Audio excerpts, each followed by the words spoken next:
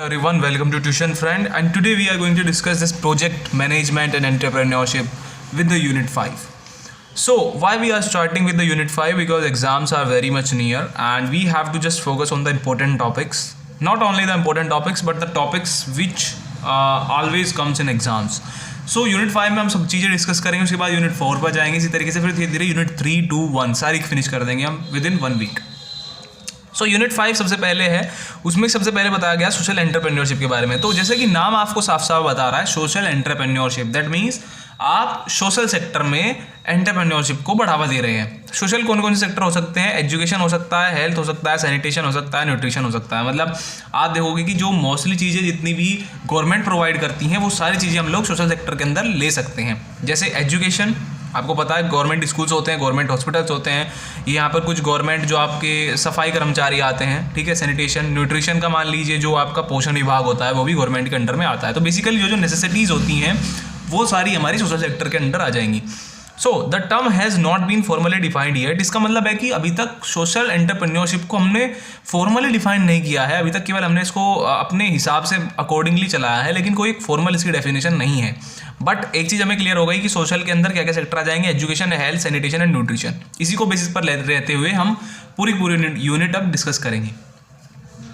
सबसे पहला टॉपिक आता है ह्यूमन रिसोर्स डेवलपमेंट. जैसे कि आपको पता चल रहा है ह्यूमन के रिसोर्सेज का डेवलपमेंट करना, उसी को हम कहते हैं ह्यूमन रिसोर्स डेवलपमेंट. नीचे लिखा गया ह्यूमन डेवलपमेंट, वहाँ पे हम ह्यूमन के डेवलपमेंट की बात करेंगे, यहाँ पर ह्यूमन के रिसोर्स के डेवलपमेंट की बात करेंगे. So investment in social sector to enhance the quality of human capital. That means जब हम लोग इन्वेस्टमेंट करते हैं किस में, उस सोशल सेक्टर में जो एनहेंस कर सके क्वालिटी ऑफ ह्यूमन कैपिटल को, ठीक है. सो कहने का मतलब है जब हम लोग इन्वेस्टमेंट करते हैं अपने ये सारे सेक्टर, एजुकेशन, हेल्थ, सैनिटेशन या न्यूट्रिशन में, जिससे कि हमारी क्वालिटी इंप्रूव हो सके ह्यूमन कैपिटल की. It limits role of public intervention. इसका मतलब है कि यहाँ पे कहीं ना कहीं पब्लिक इंटरवेंशन का जो रोल होता है वो लिमिट हो जाता है, मतलब कहीं ना कहीं एक पर्टिकुलर बाउंडेशन में रह जाता है. अब बात करते हैं ह्यूमन डेवलपमेंट अप्रोच की. देखिए, alternate sector approach to social sector, that means हम लोग अगर सोशल सेक्टर के अल्टरनेट अप्रोच की बात करें तो वो ह्यूमन डेवलपमेंट अप्रोच हो जाती है, ठीक है. यहाँ पे हम लोग, मैंने जो आपको बताया ह्यूमन रिसोर्स डेवलपमेंट की बात करते हैं, यहाँ डायरेक्ट ह्यूमन डेवलपमेंट की बात कर रहे हैं. ये किसके अंडर में आता है? आता है United Nation of Development Programme, ठीक है. नाउ हम टाइप्स देख लेते हैं सोशल एंटरप्रेन्योरशिप के क्या क्या आते हैं. वहाँ पे क्वेश्चन आएगा what are the types of social entrepreneurship. तो वहाँ पे आप क्या क्या लिखोगे? Community enterprises. Community enterprises as the name itself saying कि यहाँ पर हम लोग कम्युनिटी बेसिस पर अपना एंटरप्राइजेस एस्टेब्लिश करते हैं, जो कि हो सकता है रिलीजन या ग्रुप. समझ सकते हो आप, एक मंदिर है, टेम्पल है, उसमें कोई ट्रस्ट बनाया जा रहा है, तो वहाँ पर क्या काम आएगा? कम्युनिटी एंटरप्राइजेस काम आएगा, जहाँ पर हम रिलीजन के बेसिस पर या पूरा ग्रुप मिलकर कोई चीज़ फॉर्म करता है. देन सोशल फर्म कैसी हो सकती हैं? जो कि फिजिकल एंड लर्निंग डिसेबिलिटीज़ के लिए हेल्पफुल होती हैं. अगर कोई व्यक्ति ऐसा है जिसको कुछ फिजिकल डिसेबिलिटी है, ऐसे व्यक्ति जहाँ पर उन लोगों के लिए हेल्प की जाए, ऐसी फर्म को हम लोग कहते हैं सोशल फर्म, ठीक है. देन क्रेडिट यूनियंस, ऐसा है जैसे कि आपको नाम साफ साफ समझ में आ रहा है, क्रेडिट का मतलब होता है आप किसी को पैसा देना, ठीक है. सो उसमें क्या क्या आ जाएंगे? फाइनेंशियल इंस्टीट्यूशन आ जाएंगे जो कि सेविंग और लोन का काम करते हैं किसी को प्रोवाइड करने के लिए. देन डेवलपमेंट ट्रस्ट में क्या क्या आ जाएंगे? एजुकेशन और हॉस्पिटल को जो कहीं ना कहीं डेवलप करते हैं, ठीक है. एजुकेशन हो गया, हॉस्पिटल हो गया, सैनिटेशन हो गया, ठीक है, और हेल्थ सेक्टर हो गया. मतलब वो हॉस्पिटल के अंडर ही आ जाएगा, लेकिन उसमें बहुत सारे जितने भी हमने ऊपर की तरफ पढ़े हैं सोशल सेक्टर, वो सारे के सारे किसके अंडर में आ जाएंगे? वो आ जाएंगे डेवलपमेंट ट्रस्ट के अंडर में. Then public sector spin out. ये क्या होता है? देखिए, इसको ध्यान से समझिएगा. पब्लिक सेक्टर स्पिन आउट का मतलब जो बाहर हो गया, पब्लिक सेक्टर से जो बाहर हो गया. बेसिकली इसके अंदर वो वाली चीज़ें आती हैं जो पहले गवर्नमेंट के अंडर में हुआ करती थी, लेकिन अब वो कहीं ना कहीं बाहर हो चुकी है. तो उसको लेकर हम कोई सेक्टर डेवलप करते हैं तो पब्लिक सेक्टर स्पिन आउट के अंडर आता है. तो provide service that were earlier provided by public sector enterprises, externalise sector भी इसको हम कहते हैं, ठीक है. नेक्स्ट आ जाते हैं हमारे पास, अगला है इंपॉर्टेंस क्या क्या होती है सोशल सेक्टर की, ठीक है. तो इंपॉर्टेंस क्या क्या है? एम्प्लॉयमेंट प्रोवाइड करता है, ठीक है. देन नेक्स्ट है इनोवेशन. इसमें क्या होता है कि हमारे पास एक ये फैसिलिटी आ जाती है, कहीं ना कहीं ये एबिलिटी आ जाती है अगर हम सोशल सेक्टर की तरफ बढ़ते हैं कि इनोवेट करने लगते हैं. हमारा कहीं ना कहीं इनोवेशन की तरफ भी ध्यान चला जाता है कि हम इस सेक्टर में क्या इनोवेट करें, हेल्थ सेक्टर में क्या इनोवेट करें, सैनिटेशन में क्या इनोवेट करें, ठीक है, या एजुकेशन में क्या इनोवेट करें. देन सोशल कैपिटल का मतलब है कि आपकी जितनी भी कहीं ना कहीं एक पर्टिकुलर जो सोशल रीजन की कहीं ना कहीं कैपिटल को एनहेंस करता है. देन इक्विटी प्रमोशन का मतलब वही होता है कि आपका जितना भी जो आपके पास में फंड है उसको कहीं ना कहीं वो प्रमोट करेगा या उसको ग्रो करने में मदद करेगा। देन स्किल डेवलपमेंट में भी कहीं ना कहीं हेल्पफुल होता है। क्यों? क्योंकि हम यहाँ पर क्या कर रहे हैं, एंटरप्रेन्योरशिप को बढ़ावा दे रहे हैं किस सेक्टर में, सोशल सेक्टर में, तो वहाँ पर कहीं ना कहीं स्किल की भी जरूरत पड़ती है, तो स्किल डेवलपमेंट में भी कहीं ना कहीं ये बेनिफिशियल होगा। तो ये जितनी भी चीज़ें हैं ये आप किसी भी सेक्टर के इंपॉर्टेंस में लिख सकते हो, भले ही वो सोशल सेक्टर ना हो के डायरेक्ट एंटरप्रेन्योरशिप का डायरेक्ट लिखना हो तो उसमें भी आप ये चीज़ें लिख सकते हो। देन डिफरेंट अपॉर्चुनिटीज़ की बात कर लेते हैं। डिफरेंट अपॉर्चुनिटीज़ क्या क्या है सोशल सेक्टर में? एक तो वेस्ट मैनेजमेंट कैसे? आप देखिए जितने भी ज़्यादा यहाँ पर किसी भी सोसाइटी में लोग रहते हैं उतने ज़्यादा वहाँ पे कूड़ा कचरा होता है, तो वहाँ पर वो लोग क्या कर सकते हैं कि उस कूड़े को किस तरीके से मैनेज करें, तो वेस्ट मैनेजमेंट के अंदर आ जाएगा। देन क्लीनिंग सर्विसेज, वहाँ पे आपको पता है क्लीनिंग की भी थोड़ी जो सर्विसेज हैं उसको भी वो लोग प्रोवाइड कर सकते हैं। तो ये अपॉर्चुनिटीज़ होती हैं किसी भी एक पर्सन के लिए कि वो अपना किस तरीके से सोशल सेक्टर में अपने आप को एंटरप्रेन्योर बना सकता है। Then green infrastructure, that means हम लोग कैसे नेचर के पास में रहते हुए एक नया इंफ्रास्ट्रक्चर के लिए या एक अपना नया बिजनेस स्टार्ट कर सकते हैं। देन वाटर मैनेजमेंट, आपको पता है वाटर मैनेजमेंट के लिए आजकल वाटर हार्वेस्टिंग वगैरह यूज़ हो रही है, तो वाटर मैनेजमेंट को लेकर भी कोई एक नया बिजनेस आप स्टार्ट कर सकते हैं जो कि सोशल सेक्टर के अंडर में चला जाएगा। देन कुछ सक्सेसफुल मॉडल्स इसके लिए बताए गए हैं, जैसे कि स्टडी हॉल एजुकेशन फाउंडेशन जो कि SHEF है, जो किस लिए बनाया गया था? गर्ल एजुकेशन को प्रमोट करने के लिए। देन नेक्स्ट है सेल्को किस लिए बनाया गया था? रूरल फाइनेंसिंग के लिए। जितने भी गरीब लोग होते हैं, मजदूर लोग होते हैं, उनको अगर फाइनेंस की जरूरत होती है तो वो सेल्को के अंडर में आती है। देन चाइल्ड लाइन एक एंटरप्राइज बनाया गया था, वो किस लिए था? जिससे कि आपकी स्ट्रीट चिल्ड्रन जितने भी हैं उनको एजुकेशन मिल सके, हेल्थ फैसिलिटीज़ मिल सके, ठीक है। देन गूंज किसके लिए था? गूंज देखिए, गूंज इसलिए बनाया गया था कि जितने भी आपके अर्बन एरियाज़ में पीपल रहते हैं वो अपने जो कपड़े रहते हैं, जो पुराने कपड़े हो जाते हैं, उनको डिस्ट्रीब्यूट कर सके, किनको? गरीब बच्चों के लिए, ठीक है। देन पीपल ट्री आपको नाम साफ साफ दिख रहा है कि पीपल ट्री, दैट मीन्स हम लोग इसमें जो बहुत सारे, जैसे आपको पता पीपल में बहुत सारे पत्ते होते हैं, तो वो किसको डिनोट कर रहा है यहाँ पर? पीपल ट्री वो कर रहा है आपकी जो जॉब अपॉर्चुनिटीज़ क्रिएट करता है, बहुत सारी जॉब अपॉर्चुनिटीज़ जो क्रिएट करते हैं पीपल ट्री के अंडर में आ जाते हैं। देन रंग सूत्र मतलब डिफरेंट कलर्स, रंग का मतलब बहुत सारे कलर, ठीक है। तो वो क्या करता है कि आपके टैलेंट, आपके डिफरेंट टैलेंट को भी आप लोग एनहेंस कर सकते हो इस सोसाइटी के अंडर में जाके या इस एंटरप्राइज के अंडर में जाके। देन फ्रंटियर मार्केट्स, ये किस लिए था? टेक्नोलॉजिकल सॉल्यूशन प्रोवाइड करने के लिए। यहाँ पर बहुत सारी अलग अलग तरीके की सॉल्यूशंस प्रोवाइड किए जाते थे इस मार्केट में, ठीक है। मार्केट में एक तरीके से एंटरप्राइज है। Then moving ahead we have marketing management. तो नाम आपको साफ साफ समझा रहा है क्या होता है कि हम जब मैनेज करते हैं किसको? मार्केटिंग को, ठीक है। तो management related to marketing is refers to marketing management, ठीक है। तो यहाँ पे लिखा हुआ है refer to planning, organising, directing and controlling activities which result in exchange of goods and services. That means ये किसको रेफर करता है? आपकी प्लानिंग को, ऑर्गेनाइजेशन मतलब किसी भी चीज़ को प्लान करना, ऑर्गेनाइज करना, उसको डायरेक्ट करना, डायरेक्ट मतलब उसको एक तरीके की डायरेक्शन देना, एंड कंट्रोल करना उनकी एक्टिविटीज़ को जो कि एक्सचेंज करते हैं गुड्स एंड रिटर्न और सर्विसेज। ये कहाँ जाती है? गुड्स रिटर्न एंड सर्विसेज, ये सारी मार्केटिंग के अंदर आ जाती हैं, ठीक है। सो बेसिकली मैंने यहाँ छोटा सा हिंट लिखा हुआ है, हम कैसे इसको याद करेंगे? PODC, planning, organising, directing and controlling the activities which comes under the marketing management. Then marketing management की एक्टिविटी क्या क्या होती हैं? टारगेट मार्केट को चूज करना, choose the target market. Then growing customer in target market, तो जो आपने मार्केट चूज कर लिया उसमें अब आप कस्टमर को ग्रो करोगे। And then creating superior value, अब जो आपने मार्केट को जो टारगेट कर ली है, जहाँ पे आप अपने कस्टमर को ग्रो कर रहे हैं, अब उसमें क्या करना है कि आपको वहाँ पर ही अपनी सुपीरियर वैल्यू बनानी है, ठीक है। क्या किया? सबसे पहले आपने एक टारगेट मार्केट को चूज कर लिया। सपोज कीजिए यहाँ पे बहुत बड़ी एक मार्केट है, ठीक है।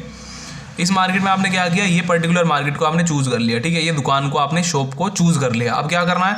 ये टारगेट मार्केट में आपने चूज कर लिया, उसके बाद क्या किया? यहाँ पे आपको कस्टमर बढ़ाने हैं, ठीक है। कस्टमर क्या करने हैं? बढ़ाने हैं, चाहे कैसे भी बुलाओ आप। यहाँ पे बहुत सारी दुकानें थी, आपने एक पर्टिकुलर दुकान को चूज कर लिया, यहाँ पे अपने कस्टमर्स बुलाए। कस्टमर बुलाने के बाद में क्या हुआ? अब यहाँ पर ही आपको उसकी सुपीरियर वैल्यू क्रिएट करनी है। सुपीरियर वैल्यू क्रिएट करने का मतलब है कि बहुत ज़्यादा यहाँ पे एफिशिएंसी आपको लानी है, आपको प्रॉफिट इसी जगह पे बढ़ाना है, ठीक है, चाहे वो आप किसी भी तरीके से करिए। देन ऑब्जेक्टिव क्या क्या होते हैं मार्केटिंग मैनेजमेंट के? Attract new customer. So attract new customer का मतलब है कि आप नए कस्टमर को कैसे अट्रैक्ट करोगे, यहाँ पे कैसे बुलाओगे नए कस्टमर को, किस तरीके की आप स्कीम चलाओगे। देन सेटिस्फाइंग डिमांड, जितनी यहाँ पर लोग आ रहे हैं, सपोज कीजिए ये जो दुकान बनाई है आपने, ये आपने जो अपना मार्केट सेट किया है वो बुक्स को लेकर है, बुक स्टॉल है, तो आप क्या करोगे, सेटिस्फाइंग डिमांड। सपोज कीजिए एक स्टोरी की बुक मांगने आता है, एक एनसीईआरटी की बुक मांगने आता है, तो आपको वहाँ पर सेटिस्फाई करना होगा उनकी डिमांड्स को। आपको दोनों तरीके की किताब रखनी होंगी जिससे कि सब तरीके के कस्टमर को आप सेटिस्फाई कर सकें, बुक्स वाले। देन प्रॉफिटेबिलिटी, आपको ध्यान रखना है कि आपका जो प्रॉफिट है वो भी वहाँ पर मेंटेन रहे। देन मैक्सिमाइज मार्केट शेयर, वहाँ पर कहीं ना कहीं क्या करना है कि आपको मोस्टली जितनी भी बुक्स हैं सारी रखोगे तो आपका क्या होगा कि आपका जो मार्केट शेयर है वो भी कहीं ना कहीं एनहेंस होगा। आपके पास सारी की सारी जो बुक्स लेने वाले हैं वो सारे इसी स्टोर पर आने वाले हैं। Creating good public reputation, that means यहाँ पर आपका कहीं ना कहीं जो गुड रेपुटेशन है वो भी क्रिएट हो सकती है अगर आप मार्केटिंग मैनेजमेंट को फोकस करोगे। रिस्क क्या क्या होते हैं सोशल एंटरप्राइज में? सबसे पहला फाइनेंस होता है, फाइनेंस मिलने की बहुत ज़्यादा दिक्कत होती है। देन बैकलैश होता है, बैकलैश का मतलब होता है कि कहीं ना कहीं आपको मार्केटिंग में एक प्रॉफिट ना मिलना, ठीक है। Then not focus on profit, क्या होता है कि सोशल एंटरप्राइजेस में लोग सोचते हैं कि यार ये सोशल ही तो है, हमको क्या इसमें प्रॉफिट वगैरह, तो वो भी चीज़ गलत है। वहाँ पे हमको फोकस करना होता है थोड़ा बहुत प्रॉफिट निकालने के लिए ताकि आप आगे काम सुचारू रूप से जारी रख सको। बर्नआउट का मतलब क्या होता है? जब हम लोग अपनी पर्सनल लाइफ को प्रोफेशनल लाइफ के साथ में मिक्स कर देते हैं उसको हम कहते हैं बर्नआउट। तो बर्नआउट की भी एक रिस्क होता है वहाँ पे। लैक ऑफ पब्लिक नॉलेज, हमको किसी भी ऐसी एंटरप्राइज को शुरू करने से पहले, सोशल एंटरप्राइज को, वहाँ पे हमको पब्लिक नॉलेज भी रखनी होती है। Okay, moving ahead we have legal framework. So legal framework as the name itself saying legal framework, हम लोग क्या करते हैं जब रूल्स एंड राइट्स और obligation of companies, government and citizens are set forth in system of legal document. देखिए legal का मतलब हो गया लॉ से रिलेटेड, फ्रेमवर्क का मतलब हो गया आपका एक ढांचा, ठीक है, एक पूरा ढांचा। तो बेसिकली इसके अंदर क्या आता है कि जो रूल्स आते हैं, राइट्स आते हैं और ऑब्लिगेशन आते हैं किसी भी कंपनी के, जो कि क्या हेल्प करते हैं आपके एक पर्टिकुलर रूल्स को सेट कर देते हैं जिससे आपका कंपनीज के बीच में या कस्टमर के बीच में या कस्टमर के साथ में या गवर्नमेंट के साथ में आपका पर्टिकुलर एक बॉन्ड बना रहे, एक पर्टिकुलर लॉ तरीके से, मतलब लॉफुल तरीके से, कोई भी वहाँ पर कोई एक तरीके से लड़ाई वगैरह ना हो, लड़ाई झगड़ा ना हो। सो डॉक्यूमेंट इंक्लूड, इसके अंदर डॉक्यूमेंट इंक्लूड क्या क्या होते हैं? A country's constitution, legislation, policy, regulations and contracts, ठीक है। Then legal documents cover brand principles like constitution are generally difficult to change. More specific document like law and contractor can often be more easily needed, ठीक है। सो इसका मतलब है कि आपके पास जो लीगल डॉक्यूमेंट्स होने चाहिए उसके अंदर आपके पास में कुछ प्रिंसिपल्स भी बाउंड होते हैं, ठीक है। क्या होते हैं कि जिससे कि आपका जो कॉन्स्टिट्यूशन है वो जनरली डिफिकल्ट नहीं हो जाता है, मतलब क्या कहते हैं कि उसको आप पर्टिकुलरली अपने हिसाब से थोड़ा बहुत मॉडरेट या मॉडिफाई भी कर सकते हैं। देन नीड इन बिजनेस में इसकी क्या नीड होती है? सबसे पहला मेंटेन ऑर्डर, ये सबसे इंपॉर्टेंट है, ये वाली चीज़ की सबसे इंपॉर्टेंट है। ये एक तो ये आपका ऑर्डर को मेंटेन रखता है। फॉर एन एग्जांपल आपके यहाँ पे जो पर्टिकुलरली सपोज कीजिए 4-5 एक ही तरीके की स्टॉल लगी हुई हैं बुक्स वाली, तो वहाँ पे आपको ऑर्डर को मेंटेन रखना है, कोई डिस्प्यूट वगैरह ना हो। सो वही चीज़ निचले पॉइंट में लिखी हुई है कि रिजॉल्व डिस्प्यूट, ये डिस्प्यूट्स को भी रिजॉल्व करने में मदद करता है, एक तरीके से लॉफुल एक्टिविटीज़ को प्रमोट करता है। Then establish generally accepted standard, ये क्या करता है आपके जो जनरली एक्सेप्टेड स्टैंडर्ड होते हैं उसको इस्टेब्लिश करता है एक सोसाइटी में या बिटवीन द फर्म्स और विद इन द कस्टमर्स और between the business and government. Then protect right and liberties, ये कहीं ना कहीं आपके राइट को और लिबर्टीज़ को प्रोटेक्ट करता है। Then protect relation to other business, government, authority and customer, वही चीज़ मैं बता रहा हूँ आपको बार बार कि आपको क्या करता है, आपके रिलेशन को प्रमोट करता है या प्रोटेक्ट करता है बिजनेस के साथ साथ में, गवर्नमेंट के साथ और आपके कस्टमर के साथ साथ। Then next topic is our last topic which is social innovation. So social innovation का मतलब होता है कि जब हम लोग किसी भी नए आइडिया को डेवलप करते हैं किस लिए, सोशल को, मतलब सोशल सेक्टर को ध्यान में रखते हुए। So social innovation is designed to engage the creativity of all sectors, bringing many prospectives and different resources to bear a problem और to hear a problem, sorry. So basically वही चीज़ यहाँ पे बताई गई है कि ये बेसिकली सोशल इनोवेशन हम क्यों डिज़ाइन करते हैं, जिससे कि हमारी जो डिफरेंट काइंड ऑफ एक्टिविटीज़ है, डिफरेंट काइंड ऑफ सेक्टर हैं, उनको ध्यान में रखते हुए हम लोग बहुत सारे पर्सपेक्टिव को ध्यान में लाते हुए, अलग अलग रिसोर्सेज को यूज़ करते हुए एक प्रॉब्लम को सोल्व कर सके किसी भी सोसाइटी में, ठीक है। सो सोशल इनोवेशन का मतलब है सोशल सेक्टर में हम लोग जब इनोवेट करते हैं नई चीज़ें। So successful innovations have durability, scale, transformative impact. That means successful जितने भी इनोवेशन होते हैं उनके अंदर एक ड्यूरेबिलिटी होती है। ड्यूरेबिलिटी का मतलब वो लंबे समय तक आपके टिकने चाहिए। स्केलेबिलिटी का मतलब बढ़ने पर बढ़ जाए, घटने पर घटा सकें। ट्रांसफॉर्मेटिव इम्पैक्ट मतलब वो कहीं ना कहीं सोसाइटी को ट्रांसफॉर्म करे, चेंज करे थोड़ा सा। फॉर्म्स क्या क्या हो सकती हैं? 3 तरीके की फॉर्म होती है, प्रोडक्ट बेस्ड होता है, प्रोसेस बेस्ड होता है एंड सोशली ट्रांसफॉर्मेटिव। इसको कैसे याद करोगे? PPS करके आप इसको याद कर सकते हो। प्रोडक्ट बेस्ड होता है, प्रोसेस बेस्ड होता है एंड सोशली ट्रांसफॉर्मेटिव होता है। Then type of social innovation की बात कर लेते हैं, क्या क्या टाइप होते हैं। First one is socio ideological, that means इसके अंदर हमारे पास आइडियोलॉजिकल फ्रेमवर्क माइंडसेट होता है।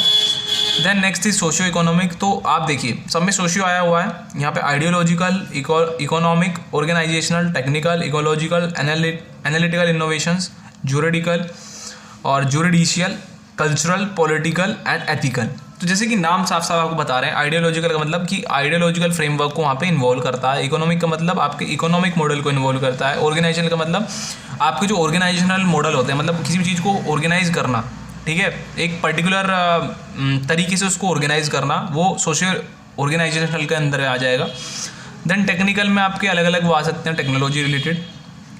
देन इकोलॉजिकल मीन्स नेचर से रिलेटेड, आपको इन्वायरमेंटल से रिलेटेड ये सब चीज़ें इकोलॉजिकल में आ जाएंगी। देन एनालिटिकल इनोवेशन, जो कि आपके स्टेटिक्स वगैरह जितना भी आपका पूरा समझ सकते हो प्रीवियस डेटा पे बेस्ड जितना भी हम लोग नया इनोवेशन करते हैं वो एनालिटिकल इनोवेशन बेस्ड आ सकता है। वो जुडिशियल मतलब आपके पर्टिकुलरली लॉफुल और मतलब जो जजमेंटल हो चीज़ें, वो सब किसके अंदर आएंगी, सोशियल जुडिशियल के अंदर। देन कल्चरल क्या होता है, कल्चरल का मतलब होता है जो आपके सोसाइटी में जो आपकी कल्चरल चीज़ों को प्रमोट करे, वो सारी सोशियो कल्चरल के अंदर आ जाएगी। देन पॉलिटिकल का मीन्स जो आपके पॉलिटिकल रिलेटेड या पॉलिटिकल जिसके अंदर फ्रेमवर्क इन्वॉल्व होगा वो किसके अंदर आ जाएगा, सोशियो पॉलिटिकल के अंदर। देन सोशियो एथिकल मीन्स जो आपकी प्रैक्टिसेस होती हैं that is related to the human welfare as well as which contains a discipline, जिसके अंदर मतलब एथिकल चीज़ें आ जाती हैं, वो सारी आपकी सोशियो एथिकल के अंदर आ जाएंगी।